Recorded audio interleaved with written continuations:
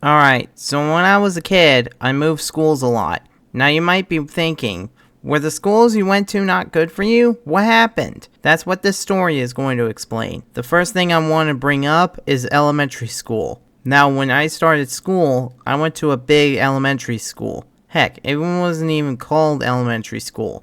It was named community school. I stayed at this community school throughout kindergarten, but during my kindergarten year, my family moved, and the school was quite a distance from where I lived.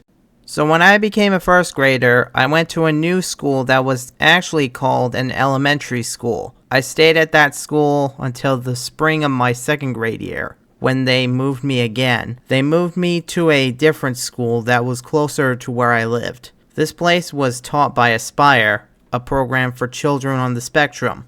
I stayed at that school for the rest of my elementary school days. When I graduated, I moved on to middle school. Now this is pretty awkward because middle school is considered the awkward time of your school career. And when I started middle school, they sent me to an Oasis program. And once again, Oasis was a program for children with behavioral problems. But there was a red flag. I didn't belong in Oasis, I belonged in Aspire. So when my 6th grade year ended, I moved to a different middle school close to my elementary school.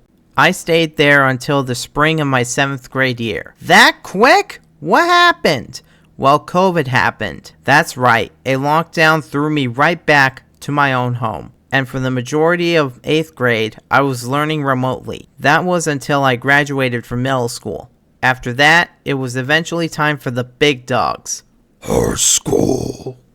Now, when I started high school, I went to a school that was built in the 1920s, and for a history nerd like me, I thought it was pretty fancy. But after my first semester, they moved me one more time. Apparently, I was too advanced for the program there, and it wasn't a challenge. So they moved me to a high school right behind my home. I stayed there until graduation, and I didn't have to worry about moving schools ever again.